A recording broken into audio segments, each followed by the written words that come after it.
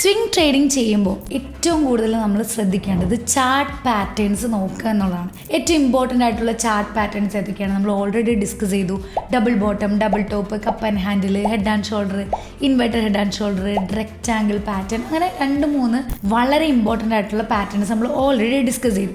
ഇനി ഇതെല്ലാം നമുക്ക് ജസ്റ്റ് പറയാൻ മാത്രമല്ല, ഇതൊക്കെ സ്റ്റോക്സിൽ വന്നതും എൻട്രി എടുത്തതും ഇനി ഏതിലൊക്കെയാണ് ഈ ഒരു പാറ്റേൺ വന്ന് ബ്രേക്ക്ഔട്ടിന് വേണ്ടി നിൽക്കുന്നതും എന്നുള്ള കാര്യങ്ങളാണ് നമ്മൾ ഈ ഒരു വീഡിയോയിൽ ഡിസ്കസ് ചെയ്യാൻ പോകുന്നത്.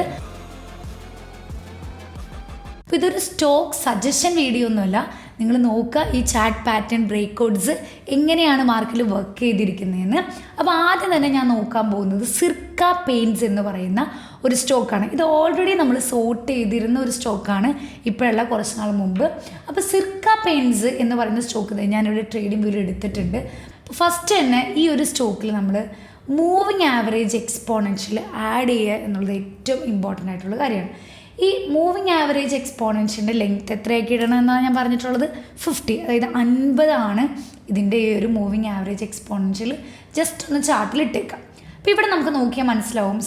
സിർക്ക പെയിൻറ്റ്സ് ഈ ഒരു ബെയറിഷ് ട്രെൻഡ് കണ്ടിന്യൂ ചെയ്ത് ഇവിടെ ജസ്റ്റ് വന്ന് നിന്നു. അതിനുശേഷം മാർക്കറ്റ് ജസ്റ്റ് ഒന്ന് മുകളിലോട്ട് പോയി, വീണ്ടും താഴത്തോട്ട് വന്നു, ആൻഡ് എഗെയിൻ മുകളിലോട്ട് പോയി എന്നുള്ളതാണ്. അപ്പോൾ ഇവിടെ നിങ്ങൾക്ക് നോക്കിക്കഴിഞ്ഞാൽ നമുക്കിവിടെ ഒരു ഡബിൾ ബോട്ടം അല്ലെങ്കിൽ ഒരു ഡബ്ല്യു പാറ്റേൺ ആണ്. എന്താണ് ഡബിൾ ബോട്ടം? ഈ സൈഡിൽ നിങ്ങൾക്ക് കാണാൻ ഞാൻ ഓൾറെഡി പഠിപ്പിച്ചതാണ്.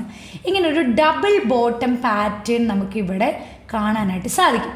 അപ്പോൾ എപ്പോഴാണോ ഈ ഡബിൾ ബോട്ടം പാറ്റേൺ ജസ്റ്റ് ഈ ഒരു ഡബ്ല്യു പാറ്റേൺ ബ്രേക്ക്ഔട്ട് ചെയ്യുന്നത്, അപ്പോൾ വേണം നമ്മൾ ഇതിനകത്ത് എൻട്രി എടുക്കാൻ. അപ്പോൾ സിർക്ക പെൻസിൽ ഈ ഒരു ഡബിൾ ബോട്ടം വന്നു, ജസ്റ്റ് ആ ഒരു നെക്ക് ലൈൻ ബ്രേക്ക് ചെയ്യാനായിട്ട് ട്രൈ ചെയ്തു. പക്ഷേ അവിടെ നിന്ന് വീണ്ടും ഒരു റിജക്ഷൻ വന്നു. പക്ഷെ ഇത്തവണ ആ ഒരു ബോട്ടം ലൈനിലേക്ക് മാർക്കറ്റ് വന്നില്ല. അവിടെ നിന്ന് വീണ്ടും സപ്പോർട്ട് എടുത്ത് ഈ ഒരു ടൈമിൽ ബ്രേക്ക് ഔട്ട് ചെയ്തു എന്നുള്ളതാണ്. അപ്പോൾ ഈ ഒരു ടൈമിൽ ബ്രേക്ക് ഔട്ട് ചെയ്യുമ്പോൾ നമുക്കിവിടെ നോക്കിയാൽ അറിയാം, ജസ്റ്റ് ഇവിടെ നല്ലൊരു സ്പിന്നിങ് ടോപ്പ് ക്യാൻഡിലും ഫോം ചെയ്തിട്ടുണ്ട്. അപ്പോൾ ഈ ഒരു ലെവലിൽ നമുക്ക് എൻട്രി എടുക്കാവുന്നതാണ്. അതായത് ഏകദേശം ഒരു 324 ലെവലിൽ സിർക്ക പെൻസിലൂടെ എൻട്രി ഉണ്ടായിരുന്നു. ടാർജറ്റ് എന്ന് പറയുന്നത് നോക്കിക്കേ, ഇതിന് മുന്നേ വന്നിട്ടുള്ള സ്വിംഗ് ഹൈ ആണ് നമ്മുടെ ഇവിടുത്തെ ടാർജറ്റ്. ആൻഡ് അടുത്ത എൻട്രി എന്ന് പറയുന്നത് ഈ സ്വിംഗ് ഹൈ ബ്രേക്ക് ചെയ്താൽ മാത്രമാണ് അടുത്ത എൻട്രി വരുന്നത്. അപ്പോൾ ഈ ഒരു ലെവലിൽ നമ്മൾ എൻട്രി എടുക്കുമ്പോൾ നമുക്ക് വേണമെങ്കിൽ ഈ EMAയുടെ താഴെ നമ്മുടെ SL വെക്കാം. അതിനുശേഷം ഈ ഒരു ലെവലിൽ എത്തിക്കഴിഞ്ഞ് കഴിഞ്ഞാൽ ഈ ലെവൽ ബ്രേക്ക് ചെയ്താലാണ് വീണ്ടും മാർക്കറ്റ് മുകളിലോട്ട് പോകുള്ളൂ. അപ്പോൾ നമുക്ക് ഈ ഇവിടെ വെച്ചിരിക്കുന്ന SL ഇങ്ങടേക്ക് ചേഞ്ച് ചെയ്ത് SL ട്രയൽ ചെയ്യാം. അപ്പം അങ്ങനെ നോക്കുമ്പോൾ സിർക്ക പെൻസ് ഇപ്പോൾ ഒരു പീക്ക് ലെവലിലാണ്, വീണ്ടും EMAയിലേക്ക് റീട്രേസ് ചെയ്യാണ്. അപ്പോൾ താഴത്ത് നിങ്ങൾക്ക് സിർക്ക പെയിൻറ്റിൽ എൻട്രി ഉണ്ടെങ്കിൽ കീപ്പ് ചെയ്യാം. അതർവൈസ് ഇപ്പോൾ കറൻ്റ്ലി സിർക്ക പെയിൻറ്റിൽ എൻട്രി ഒന്നുമില്ല. അപ്പോൾ ഇവിടെ വന്നിരിക്കുന്ന ഈ ഒരു ചാർട്ട് പാറ്റേൺ എന്ന് പറയുന്നത് ഡബിൾ ബോട്ടം പാറ്റേൺ ആണ്.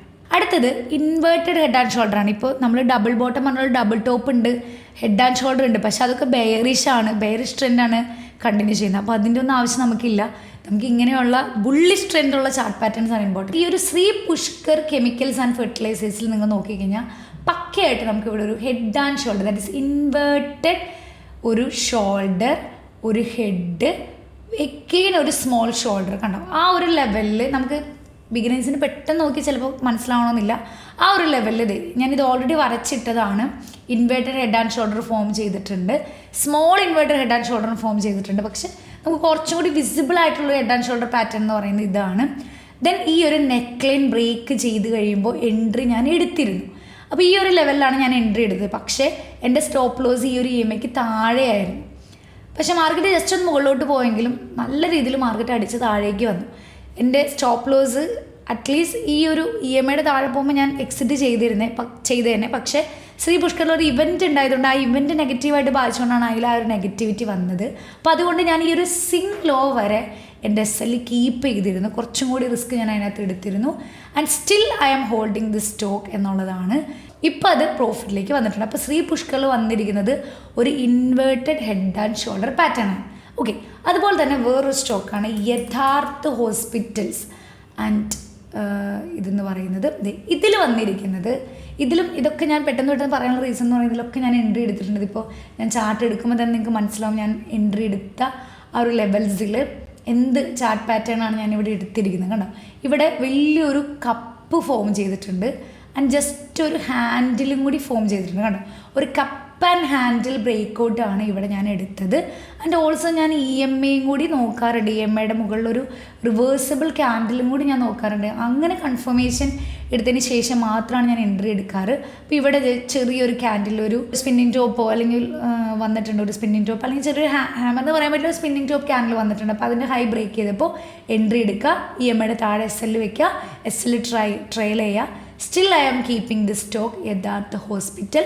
EMAയിലേക്ക് റീട്രേസ് ചെയ്യുന്നുണ്ട്. ഇപ്പോൾ ഒരു ബെയറിഷ് മോഡാണ്, മെജോറിറ്റി ബുക്ക് ചെയ്യാൻ തന്നെയാണ് ഞാൻ ഇരിക്കുന്നത്. ഓക്കെ, അപ്പോൾ നമ്മളിപ്പോൾ കണ്ട സിർക്ക, ശ്രീ പുഷ്കർ, യഥാർത്ഥ ഹോസ്പിറ്റൽ, ഇതിലെല്ലാം നമ്മൾ പഠിച്ച പാറ്റേൺസ് ഓൾറെഡി വന്നു കഴിഞ്ഞ് സ്റ്റിൽ ഹോൾഡ് ചെയ്യുന്ന സ്റ്റോക്കുണ്ട്, അതുപോലെ തന്നെ പ്രോഫിറ്റ് എടുത്ത സ്റ്റോക്കുണ്ട്. എനിക്ക് തോന്നുന്നു ശ്രീ പുഷ്കർക്ക് ഹോൾഡ്, ഞാൻ ഇതിന് മുന്നത്തെ വീഡിയോയിൽ ഇതൊക്കെ പറഞ്ഞിട്ടുണ്ടെന്ന് തോന്നുന്നു എന്നാണ് എൻ്റെ ഓർമ്മ. ഇനി നമുക്ക് എന്ത് വേണം? ഇനി എൻട്രി ഉള്ള സ്റ്റോക്കുകൾ, പക്ഷെ ഞാൻ ഒരിക്കലും സജസ്റ്റ് ചെയ്യുന്നില്ല ഈ സ്റ്റോക്കുകൾ. ഇങ്ങനെയുള്ള ചാർട്ട് പാറ്റേൺസ് ഓൾറെഡി വന്ന് ബ്രേക്ക്ഔട്ട് സ്റ്റേജിൽ നിൽക്കുന്ന സ്റ്റോക്കുകൾ ഏതൊക്കെയാണ് നമുക്കൊന്ന് നോക്കാം. അതിൽ ഫസ്റ്റ് വൺ ഞാൻ സോർട്ട് ചെയ്തിരിക്കുന്നത് ബ്ലാക്ക് ബക്ക് എന്ന് പറയുന്ന ഒരു സ്റ്റോക്കാണ്. അത് നിങ്ങൾ എൻ്റെ വീഡിയോ ഫോളോ ചെയ്യുന്നുണ്ടെങ്കിൽ നിങ്ങൾക്ക് മനസ്സിലാവും. ഞാൻ ഓൾറെഡി ഫണ്ടമെൻ്റൽ അനാലിസിസ് ചെയ്യിച്ചപ്പോൾ ഞാൻ ഓൾറെഡി പറഞ്ഞൊരു സ്റ്റോക്കാണ് ബ്ലാക്ക് ബക്ക് എന്ന് പറയുന്ന സ്റ്റോക്ക്. സ്ക്രീനറിൽ നിങ്ങൾ എടുത്ത് നോക്കി കഴിഞ്ഞാൽ ട്രക്കുകളുടെ ഊബർ സർവീസ് പോലെയാണ് എന്നൊക്കെ ഞാൻ പറഞ്ഞത് നിങ്ങൾ ഓർക്കുന്നുണ്ടെന്ന് വിചാരിക്കുകയാണ്. കാരണം ഇവിടെ ഫോം ചെയ്തിരിക്കുന്ന ഒരു പാറ്റേൺ എന്ന് പറയുന്നത് ഒരു ഡബിൾ ബോട്ടം പാറ്റേൺ ആണ്. അപ്പോൾ ഇതിൻ്റെ ഈ ഒരു നെക്ക് ലൈൻ ബ്രേക്ക് ചെയ്ത് കഴിഞ്ഞാൽ നമുക്ക് എൻട്രി എടുക്കാവുന്നതാണ്. ആൻഡ് പ്രോപ്പറായിട്ട് ഒരു 1:2 അല്ലെങ്കിൽ ഒരു 1:1 നിങ്ങൾ ChatGPT ചോദിച്ചപ്പോൾ എൻ്റെ കയ്യിൽ 50,000 രൂപയുണ്ട്, ഞാൻ ബ്ലാക്ക് ബക്കിൽ ഇൻവെസ്റ്റ് ചെയ്യുകയാണ്, അപ്പോൾ എൻ്റെ ഒരു എൻട്രി കണ്ടീഷൻ ഇതാണ്. അങ്ങനെയാണെങ്കിൽ ഈ ചാർട്ടും കൂടി കൊടുത്തിട്ട് എവിടെയാണ് ഞാൻ ടാർഗറ്റ് വെക്കേണ്ടത്, എവിടെയായിരിക്കും എൻ്റെ സ്റ്റോപ്പ് ലോസ് എന്നൊക്കെ ചോദിച്ച് പ്രോപ്പർ റിസ്ക് റിവാർഡും പൊസിഷൻ സൈസിങ് മാത്രം നോക്കിയിട്ട് നിങ്ങൾ ഇതിൽ എൻട്രി എടുക്കാവുള്ളൂ. പിന്നെ എനിക്കിതിലൊരു കൺഫ്യൂഷൻ എന്ന് പറയുന്നത്, നമ്മളൊരു എൻട്രി എടുക്കുമ്പോൾ ഒരു ട്രെൻഡ് ഫോളോ ചെയ്ത് വന്നിട്ട് വേണം ഒരു ചാർട്ട് പാറ്റേൺ വരാൻ. പക്ഷേ ഇവിടെ ഒരു ബുള്ളിഷ് റാലി വന്നിട്ടാണ് ഒരു ഡബിൾ ബോട്ടം വന്നത്, ഒരു ബെയറിഷ് റാലി വന്നിട്ടാണ് ഒരു ഡബിൾ ബോട്ടം വന്നതിൽ ഞാൻ ഒരു കൺഫർമേഷൻ പറഞ്ഞേനെ. പക്ഷെ നിങ്ങൾക്ക് ഇവിടെ ഓൾറെഡി വന്ന ചാർട്ട് കാണിച്ചു തരാൻ വേണ്ടിയിട്ട് ഞാൻ ഇതൊരു എക്സാമ്പിളായിട്ട് എടുത്തതാണ്. അപ്പോൾ ബ്ലാക്ക് ബക്കിൽ വന്നിരിക്കുന്നത് എന്താണ്, ഒരു ഡബിൾ ബോട്ടം പാറ്റേൺ ആണ് എന്നുള്ളതാണ്. PSP പ്രൊജക്ട്സ് എന്ന് പറയുന്ന ഇതിൻ്റെയൊക്കെ ഫണ്ടമെൻ്റൽ കൂടി നോക്കണം. ഞാൻ ജസ്റ്റ് ചാർട്ട് അനാലിസിസ് മാത്രമേ ഇത് ചെയ്തിട്ടുള്ളൂ. ഞാൻ ഓൾറെഡി ആ സ്റ്റെപ്പ് ബൈ സ്റ്റെപ്പ് ഞാൻ നിങ്ങൾക്ക് പറഞ്ഞു തന്നിട്ടുണ്ട്. കാരണം ഈ ഒരു PSP പ്രൊജക്ട്സ് എന്ന് പറയുന്ന ഈ ഒരു സ്റ്റോക്കിൽ വന്നിരിക്കുന്ന ചാർട്ട് ഏതാണെന്ന് നോക്കിക്കേ. ഇത് നിങ്ങൾ റെഫർ ചെയ്യുക. കാരണം വെച്ച് കഴിഞ്ഞാൽ കുറേ കഴിയുമ്പോൾ നമുക്കും ഒന്ന് വിലയിരുത്താം, നമ്മൾ കണ്ടുപിടിച്ചൊക്കെ ശരിയാണോ, അതോ നമ്മൾ ഇത്രയും പറഞ്ഞ സ്റ്റോക്കിൽ എത്രണ്ണമാണ് സ്റ്റോപ്പ് ലോസും ടാർജറ്റൊക്കെ വന്നിട്ടുള്ളത് എന്ന് നമുക്കും കൂടി ഒന്ന് വിലയിരുത്താം എന്നുള്ളതാണ്. അപ്പോൾ PSP പ്രൊജക്ട്സ് നിങ്ങൾ നോക്കി വെച്ചോ, പ്രൈസൊക്കെ ഒന്ന് നോക്കി വെച്ചോ. അപ്പോൾ ഇതിനകത്തൊരു കപ്പ് ആൻഡ് ഹാൻഡിൽ പാറ്റേൺ ആണ് വന്നിരിക്കുന്നത്. EMAയിലേക്ക് ഒരു റീട്രേസ്മെൻ്റ് ഉണ്ട്. അപ്പോൾ ഇവിടെ EMAയിൽ ഒരു ബുള്ളിഷ് റാലി അല്ലെങ്കിൽ ഒരു ബുള്ളിഷ്നെസ് അല്ലെങ്കിൽ ഒരു റിവേഴ്സൽ കാണുകയാണെങ്കിൽ നമുക്ക് അവിടെ നമ്മുടെ ഹാഫ് ക്വാണ്ടിറ്റി ഡംപ് ചെയ്യാം. അതിനുശേഷം ഈ ഒരു 828 ബ്രേക്ക് ചെയ്യുകയാണെങ്കിൽ മാത്രം അതൊരു ക്വാണ്ടിറ്റീസ് ഡംപ് ചെയ്യുക എന്നുള്ളതാണ്. അപ്പോൾ ഇവിടെ ഒരു വലിയൊരു റൗണ്ട് ബോട്ടം പ്ലസ് ഒരു ഹാൻഡിൽ, ദാറ്റ് നമ്മൾ പഠിച്ച കപ്പ് ആൻഡ് ഹാൻഡിൽ പാറ്റേൺ ആണ് വന്നിരിക്കുന്നത്. അതുപോലെ തന്നെ സുബ്രോസ് ലിമിറ്റഡ് എന്ന് പറഞ്ഞൊരു സ്റ്റോക്കാണ്. ഈ ഒരു സ്റ്റോക്കിൽ നിങ്ങൾ നോക്കുകയാണെങ്കിൽ ജസ്റ്റ് നമുക്കൊരു റൗണ്ട് ബോട്ടം ആൻഡ് ഹാൻഡിൽ അല്ലെങ്കിൽ ഒരു കപ്പ് ആൻഡ് ഹാൻഡിൽ പറയാം. എന്നാൽ ഒന്നും കൂടി സൂക്ഷിച്ച് നോക്കിക്കഴിഞ്ഞാൽ നിങ്ങൾക്ക് ഇവിടെ ഒരു ചെറിയൊരു ഹെഡ് ആൻഡ് ഷോൾഡർ പാറ്റേൺ നിങ്ങൾക്ക് ഇവിടെ കിട്ടും എന്നുള്ളതാണ്. അപ്പോൾ ആ ഒരു നെക്ക് ലൈൻ ബ്രേക്ക് ചെയ്യുമ്പോൾ, കാരണം 1006 ബ്രേക്ക് ചെയ്യുമ്പോൾ നമുക്ക് എൻട്രി ഉണ്ടായിരുന്നു. പക്ഷേ ആ എൻട്രി സസ്റ്റെയിൻ ചെയ്യുന്നില്ല, ജസ്റ്റ് നെഗറ്റീവ് താഴത്തേക്ക് വരികയാണ്. ഇവിടെ സ്പിന്നിങ് ടോപ്സ് ഒക്കെ ഫോം ചെയ്തിട്ടുണ്ട്. സ്പിന്നിങ് ടോപ്പിൻ്റെ ഹൈ ഒക്കെ ബ്രേക്ക് ചെയ്യുകയാണെങ്കിൽ ഞാനൊരു 90% ഓക്കെയാണ്, അത്യാവശ്യം വോളിയം കയറിയിട്ടുണ്ട്. പക്ഷേ ഇവിടെ ഈ ഒരു പാറ്റേണിൽ ഒരു ഹാൻഡിലില്ല, അല്ലെങ്കിൽ ഒരു റൗണ്ട് ബോട്ടം നമ്മൾ കൺസിഡർ ചെയ്യുകയാണെങ്കിൽ ഇതിലൊരു ഹാൻഡിൽ വന്നിട്ടില്ല എന്നുള്ളത് ഇമ്പോർട്ടൻ്റ് ആണ്. അപ്പോൾ ഒരു റീട്രേസ്മെൻറ്റ് EMAയിലേക്ക് വരാണെങ്കിൽ സുബ്രോസിൽ എൻട്രി നമുക്ക് ട്രൈ ചെയ്യാവുന്നതാണ്. അതുപോലെ തന്നെ ചെന്നൈ പെട്രോളിയം കോർപ്പറേഷൻ ലിമിറ്റഡ് എന്ന് പറയുന്ന ഒരു സ്റ്റോക്കിൽ നമ്മളിവിടെ നോക്കി, ഇവിടെ നമ്മുടെ പക്കയാണ്. അതായത് ഒരു ബെയറിഷ് ട്രെൻഡ് വന്നതിന് ശേഷം ഇവിടെ ഒരു ഡബിൾ ബോട്ടം കീ വന്നിട്ടുണ്ട്. അതിനുശേഷം ആ നെക്ക് ലൈൻ ബ്രേക്ക് ചെയ്തിട്ടുണ്ട്, സ്പിന്നിങ് ടോപ്സ് വന്നിട്ടുണ്ട്. അപ്പോൾ ഈ ഒരു എൻട്രി ഇവിടെ എൻട്രി എന്ന് പറയാൻ പറ്റില്ല, കാരണം വെച്ച് കഴിഞ്ഞാൽ ഓൾറെഡി എൻട്രി കഴിഞ്ഞു. ഈ ഒരു ലെവലിൽ SL ആണ്, സോറി നമ്മുടെ ടാർജറ്റാണ് ഈ ഒരു ലെവൽ എന്ന് പറയുന്നത്.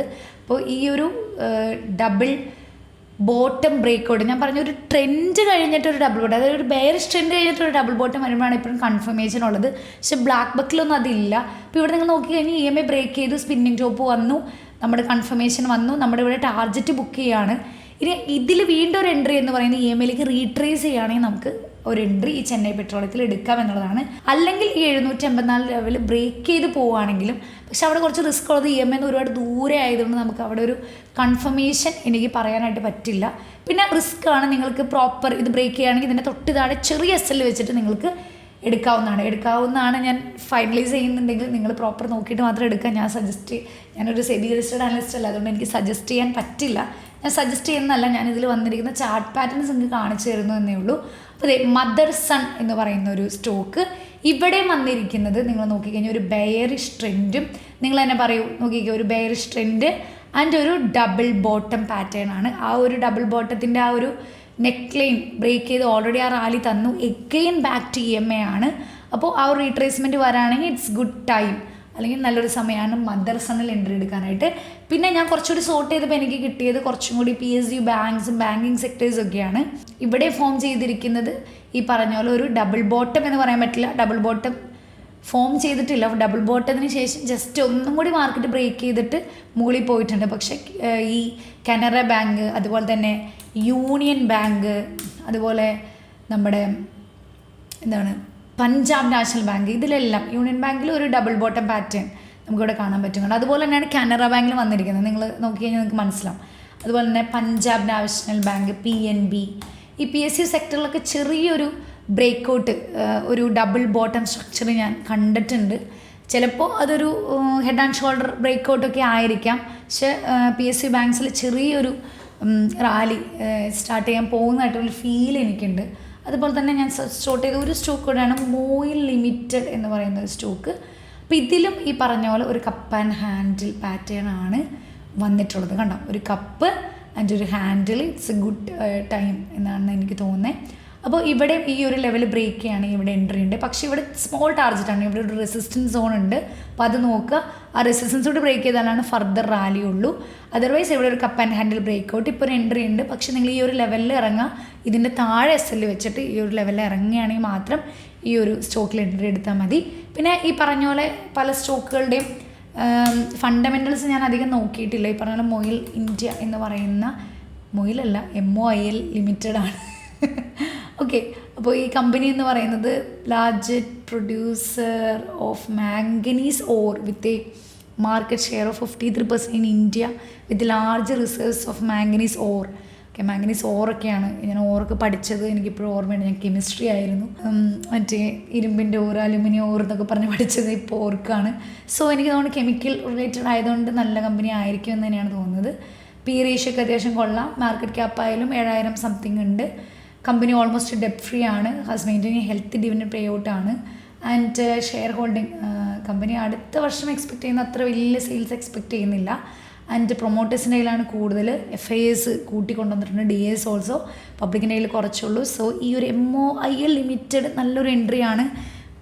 ഫണ്ടമെൻ്റലി അത്യാവശ്യം കുഴപ്പമില്ല. ഒരു കപ്പ് ആൻഡ് ഹാൻഡിൽ ബ്രേക്ക് ഔട്ടും വരുന്നുണ്ട്. EMIയുടെ മുകളിലാണ് നല്ല വോളിയം കയറിയിട്ടുണ്ട്. സോ ഒരു 393 വരെ ഞാൻ എക്സ്പെക്റ്റ് ചെയ്യുന്നുണ്ട്. അപ്പോൾ ഇതെല്ലാം നിങ്ങൾ എന്ത് ചെയ്യുക, വാച്ച് ചെയ്യുക. ഞാൻ പറഞ്ഞ സ്റ്റോക്കിൽ ഈ പാറ്റേൺ ബ്രേക്കൗട്ടൊക്കെ പ്രോപ്പറായിട്ട് വരുന്നുണ്ടോ, അതോ പാറ്റേൺ ബ്രേക്കൗട്ടൊന്നും മാർക്കിൽ വർക്കാവൂലേ എന്നൊക്കെ നിങ്ങൾ തന്നെ കണ്ടുപിടിക്കാനായിട്ട് ശ്രമിക്കുക. അപ്പോൾ ചാർട്ട് പാറ്റേൺ ബ്രേക്കൗട്ട് നല്ല അടിപൊളിയായിട്ട് വർക്ക് ചെയ്യുന്ന ഒന്ന് തന്നെയാണ്. അപ്പോൾ നമ്മൾ ഓൾറെഡി ആ സീരീസ് 1, 2 എന്ന് ഉള്ള രീതിയിൽ നമ്മൾ ഇട്ടിട്ടുണ്ട്. അപ്പോൾ ഈ ഒരു സ്റ്റോക്സും കൂടി നിങ്ങൾ മോണിറ്റർ ചെയ്യുക. ഓൾമോസ്റ്റ് നിഫ്റ്റി ബെയറിഷ് മോഡിലാണ്, നിഫ്റ്റി 50-day മൂവിങ് ആവറേജിൻ്റെ താഴെയാണ് ഇപ്പോഴും. അപ്പോൾ അതുകൊണ്ട് തന്നെ ബെയറിഷ് മോഡ് റിവേഴ്സ് ചെയ്ത് മാത്രമാണ് നമുക്കൊരു നല്ലൊരു സ്വിംഗ് ട്രേഡിംഗ് ഓപ്പർച്യൂണിറ്റി ഉള്ളൂ. പക്ഷേ ഈ MOIL ഇന്ത്യ ലിമിറ്റഡൊക്കെ ഈ ഒരു ബെയറിഷ് ട്രെൻഡിലും നല്ലൊരു പോസിറ്റിവിറ്റി കാണിക്കുന്നുണ്ട്. Union Bank, Canara Bank, Punjab National ബാങ്കൊക്കെ. അപ്പോൾ ഇതൊക്കെ അടുത്ത സെക്ടർ ഓഫ് ബ്രേക്കൗട്ട് ആണോ എന്ന് നമുക്ക് നോക്കേണ്ടിയിരിക്കുന്നു. അപ്പോൾ എന്തായാലും ഞാൻ പറഞ്ഞതെന്ന് വെച്ചാൽ നിങ്ങൾ എൻട്രി എടുക്കേണ്ട ഒരാവശ്യമില്ല, ജസ്റ്റ് വാച്ച്. നമുക്ക് നെക്സ്റ്റ് വീക്ക് ഒന്നും കൂടി ഈ സ്റ്റോക്കൊക്കെ ഒന്ന് അനലൈസ് ചെയ്യാം. എത്ര സ്റ്റോക്കാണ് പോസിറ്റീവ്, എത്ര സ്റ്റോക്കാണ് നെഗറ്റീവ്, എത്രയാണ് SL ടാർജറ്റൊക്കെ അടിച്ചിരിക്കുന്നത് എന്നുള്ള പേപ്പർ ട്രേഡ് നിങ്ങൾ ചെയ്യാനായിട്ട് ശ്രമിക്കുക. അപ്പോൾ ഇതൊക്കെ അനലൈസ് ചെയ്തിട്ട് നിങ്ങളുടെ വിലയേറിയ അഭിപ്രായങ്ങൾ തീർച്ചയായിട്ടും കമൻറ്റ് ചെയ്യുക. അപ്പോൾ വീണ്ടും ഒരു വീഡിയോ ആയിട്ട് കാണുന്നതായിരിക്കും. Bye bye.